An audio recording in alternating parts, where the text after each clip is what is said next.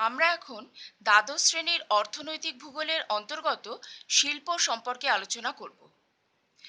এই প্রসঙ্গে আজকে আমরা বিভিন্ন প্রকার আহ, শিল্প সম্পর্কে যখন আলোচনা করব, তখন প্রথমেই আমরা খাদ্য প্রক্রিয়াকরণ শিল্প সম্পর্কে দেখব। মানুষ বা পশুদের খাদ্যের যোগানের জন্য প্রযুক্তি ও বিজ্ঞানের সাহায্যে কাঁচা কৃষিজ ও প্রাণীজ দ্রব্যকে বা প্রাথমিক খাদ্যদ্রব্যকে অন্য কোনো রূপে পরিবর্তিত করা হয়, তাকে খাদ্য প্রক্রিয়াকরণ শিল্প বলে। অন্যভাবে বলা যায়, প্রাথমিক ক্ষেত্র থেকে উৎপাদিত খাদ্যদ্রব্যকে সরাসরি খাবার উপযুক্ত করা বা আংশিক অথবা সম্পূর্ণভাবে রান্না করা খাবার তৈরি করা ও তার গুণগত মান বজায় রাখার জন্য পরিষ্কার করা, মোড়কজাত করে বিপণনযোগ্য করে গড়ে তোলা ও হিমায়িত করার সঙ্গে যুক্ত শিল্পই হলো খাদ্য প্রক্রিয়াকরণ শিল্প। এটি একটি কৃষি ভিত্তিক শিল্প, যেমন ডেয়ারি শিল্প, সবজি ও ফল প্রক্রিয়াকরণ শিল্প, পানীয় প্রক্রিয়াকরণ শিল্প, পশু খাদ্য প্রক্রিয়াকরণ শিল্প ইত্যাদি।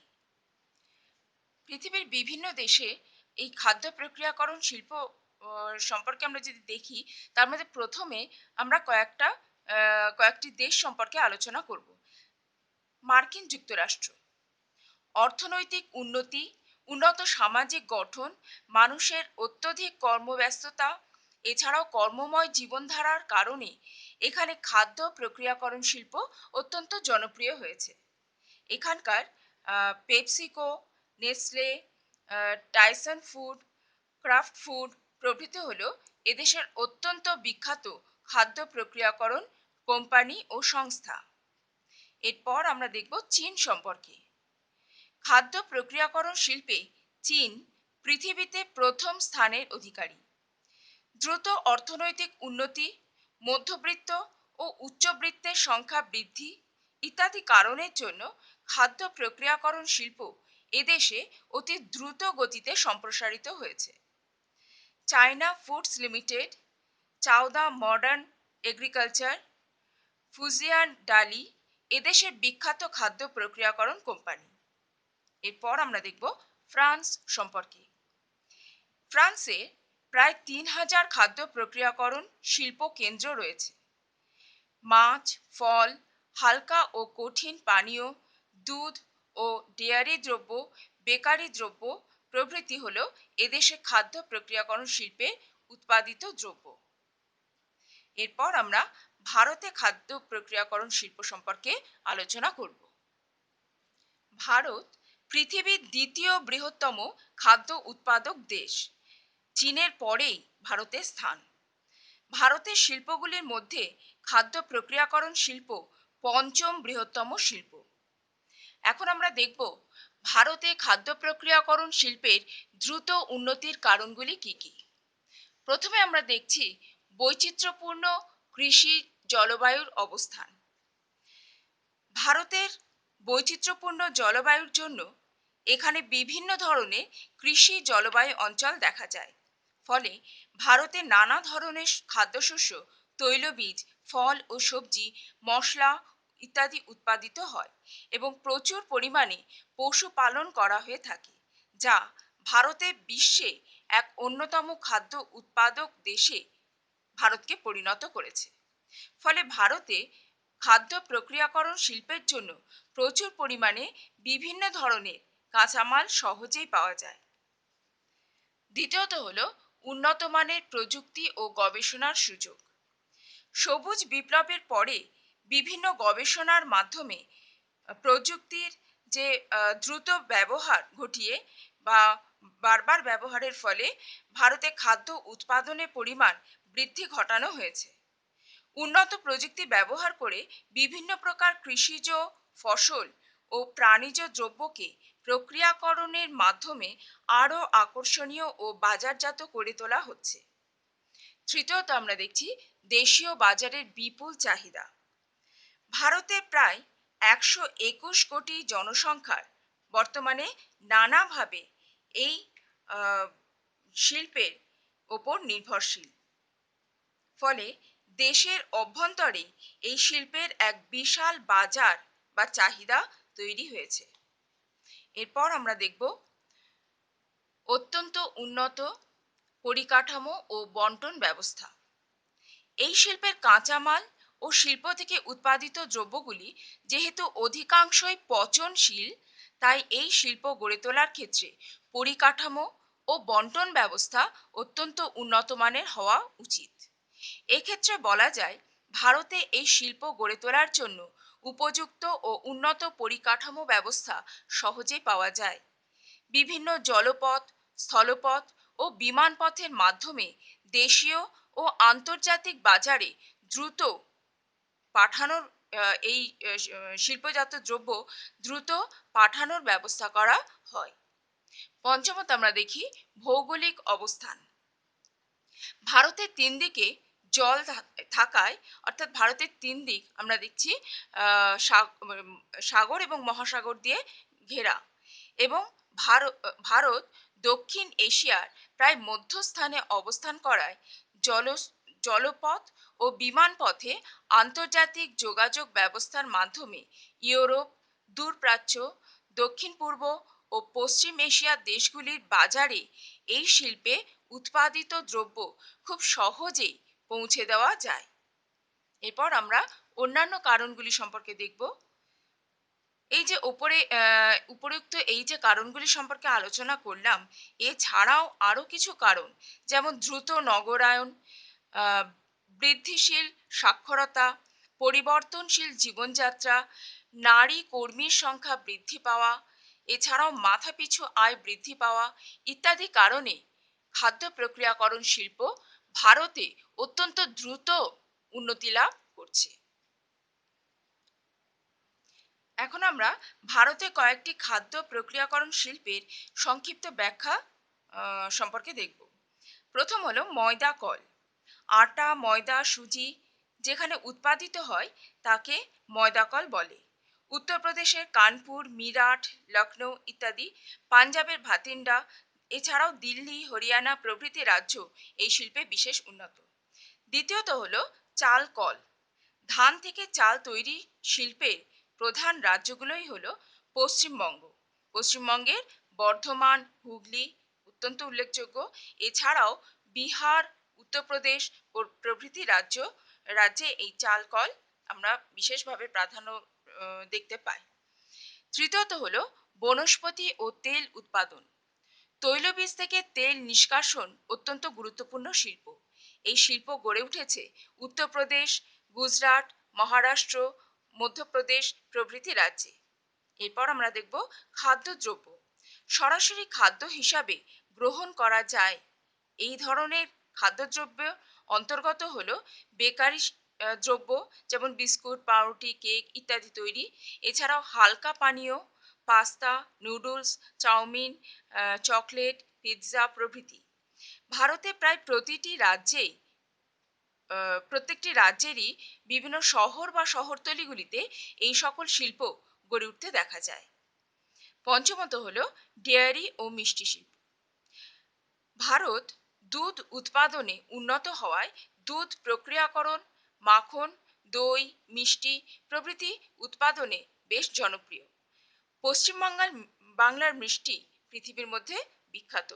কলকাতার নিকটবর্তী ডানকুনিতে মাদার ডেয়ারি দুধ, পনির, দই ইত্যাদি প্রস্তুত করে থাকে। 6 নম্বর আমরা দেখি ফল প্রক্রিয়াকরণ শিল্প। আপেল, কমলালেবু, আনারস প্রভৃতির ওপর ভিত্তি করে ফল প্রক্রিয়াকরণ শিল্প হিমাচল প্রদেশ, যেখানে আপেল জুস ইত্যাদি বিশেষভাবে তৈরি হয়। এছাড়াও আনারসের জুস তৈরি হয় সিকিম, এই সমস্ত জায়গায় প্রাধান্য লাভ করেছে। এরপর মদ্য শিল্প। এই শিল্পের জন্য উত্তরপ্রদেশ, মহারাষ্ট্র, অন্ধ্রপ্রদেশ বিশেষ খ্যাত। এরপর আমরা দেখব তামাক শিল্প।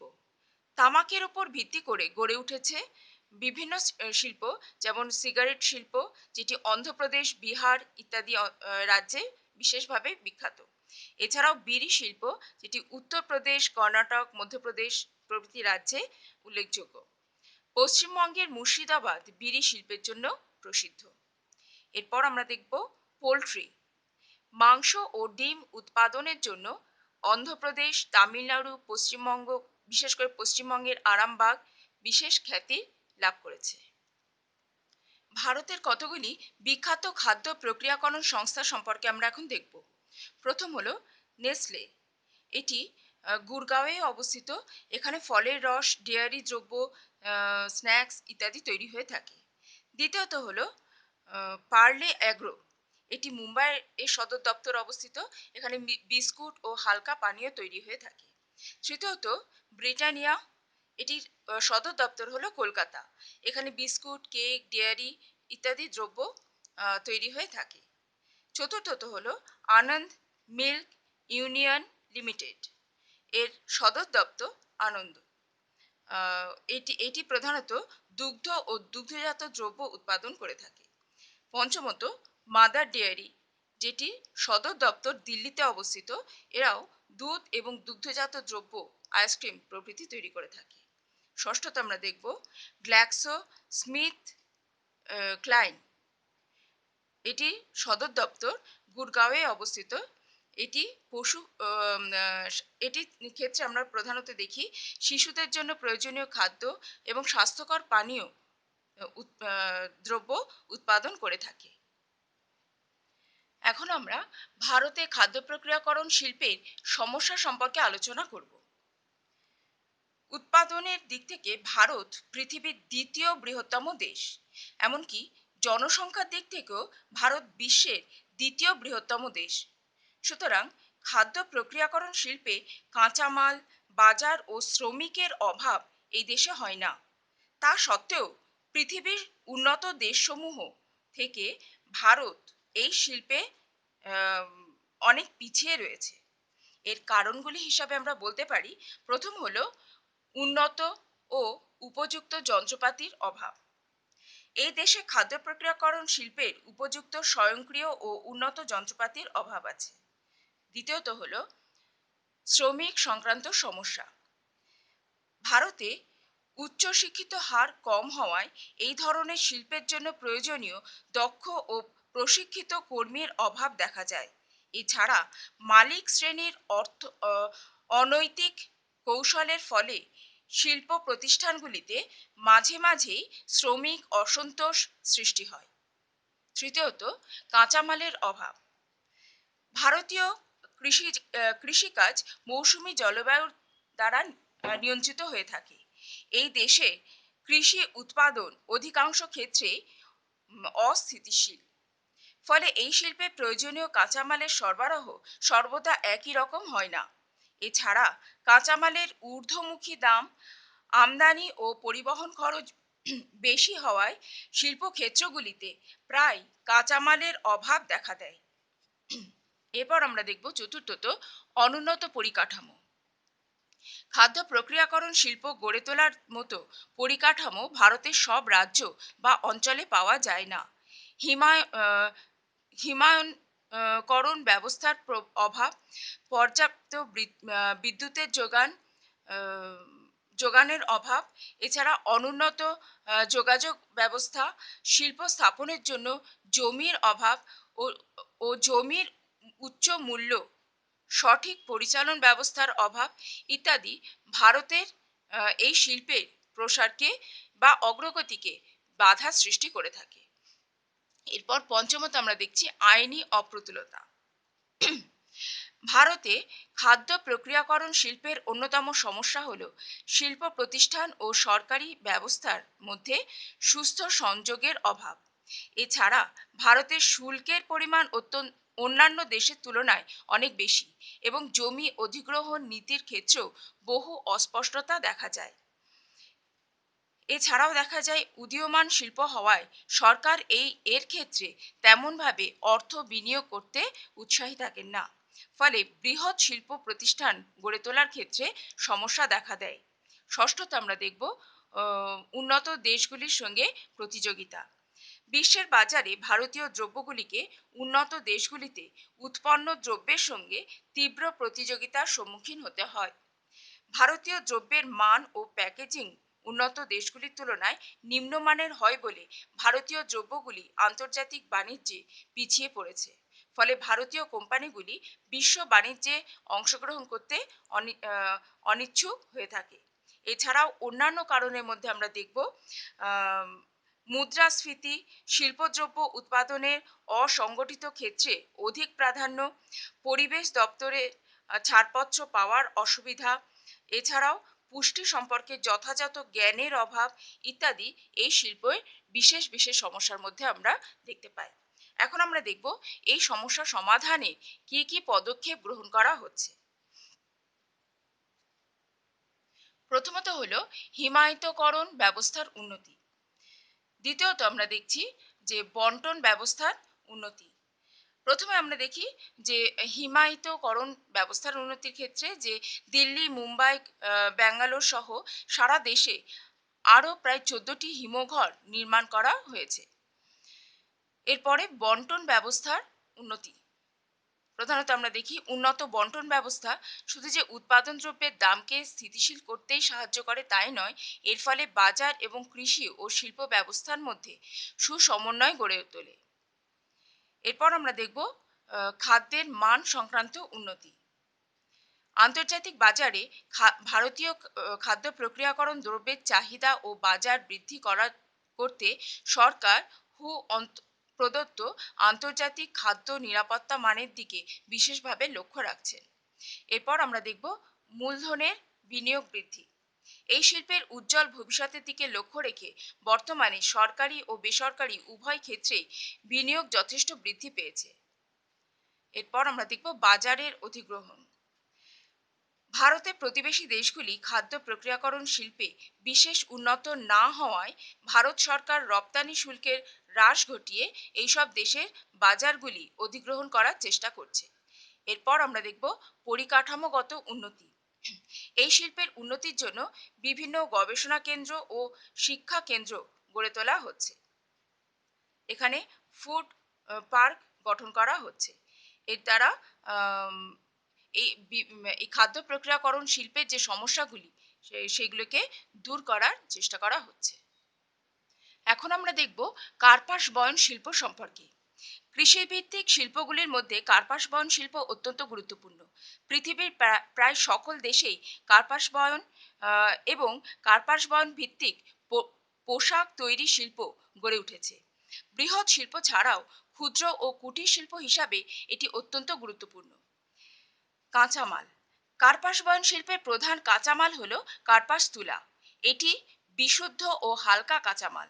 কার্পাস তুলার সাথে কখনো কখনো কৃত্রিম তন্তু ও উল মিশিয়ে পোশাক তৈরি করা হয়। এছাড়া এই শিল্পে প্রয়োজন হয় কস্টিক সোডা, ব্লিচিং পাউডার, রং ও প্রচুর পরিশুদ্ধ জলের। এখন আমরা দেখব এই কার্পাস বয়ন শিল্পকে শিকড় আলগা শিল্প বলা হয়। তার কারণে আমরা বলতে পারি কার্পাস বয়ন শিল্প বিশুদ্ধ কাঁচামাল ব্যবহৃত হয়। ওয়েবারের তত্ত্ব অনুযায়ী এর কাঁচামাল সূচক হলো 1, অর্থাৎ সমপরিমাণ তুলো থেকে সমপরিমাণ বস্ত্র উৎপন্ন হয়। ফলে এই শিল্প তুলা উৎপাদক অঞ্চলে বা বাজারের নিকটে বা যে কোনো অনুকূল স্থানে গড়ে উঠতে পারে। এই কারণে কার্পাস বয়ন শিল্পকে শিকড় আলগা শিল্প বলা হয়ে থাকে। আমরা দেখব কার্পাস বয়ন শিল্পে উন্নত দেশগুলির মধ্যে প্রথম চীন, ভারত, মার্কিন যুক্তরাষ্ট্র, জাপান, ইংল্যান্ড, রাশিয়া, পাকিস্তান ইত্যাদি গুরুত্বপূর্ণ। এখন আমরা মার্কিন যুক্তরাষ্ট্রের কার্পাস বয়ন শিল্প সম্পর্কে দেখব। মার্কিন যুক্তরাষ্ট্রের কার্পাস বয়ন শিল্প অত্যন্ত প্রাচীন। এখানে কার্পাস বয়ন শিল্পে বিশেষভাবে তিনটি অঞ্চলে প্রাধান্য লাভ করেছে। প্রথম আমরা দেখব নিউ ইংল্যান্ড অঞ্চল। প্রধানত 1790 সালে এই অঞ্চলেই প্রথম স্যামুয়েল স্লেটার নামে এক ব্রিটিশ প্রথম কারখানা স্থাপন করেছিলেন। এই কেন্দ্রগুলির মধ্যে ম্যাসাচুসেটস রাজ্যের বোস্টন, ফল রিভার, বেভারলি, এছাড়া রোড আইল্যান্ডের উইন্ডসেট, তারপরে প্রভিডেন্স, লরেন্স ইত্যাদি, নিউ হ্যাম্পশায়ার, ম্যানচেস্টার, তারপরে হচ্ছে হোলিওক প্রভৃতি এখানকার প্রধান কেন্দ্র। এই অঞ্চলে শিল্প কেন্দ্রগুলি গড়ে ওঠার কারণ প্রথমত হলো ইংল্যান্ড থেকে আগত ঔপনিবেশিকরা এই অঞ্চলে প্রথম বসবাস শুরু করে। তারাই তাদের মধ্যে যে দক্ষ শ্রমিক তারা এই শিল্প গড়ে তুলেছিল। তারপর হচ্ছে দ্বিতীয়ত, ইংল্যান্ডের জলবায়ু আর্দ্র প্রকৃতির হওয়ায় এর ব্যাপক চাহিদা রয়েছে। এছাড়াও এই অঞ্চলের জলবিদ্যুৎ উৎপাদনে, এছাড়াও অ্যাপেলিশিয়ান অঞ্চলে কয়লা অত্যন্ত সমৃদ্ধ হওয়ায় শক্তি সম্পদের অভাব হয় না।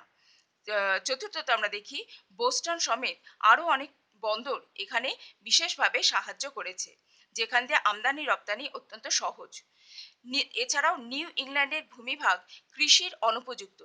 এর জন্য অন্যান্য অর্থনৈতিক কাজকর্ম এখানে তেমন উন্নত নয়, ফলে মানুষ শিল্পের দিকেই মনোনিবেশ করেছে।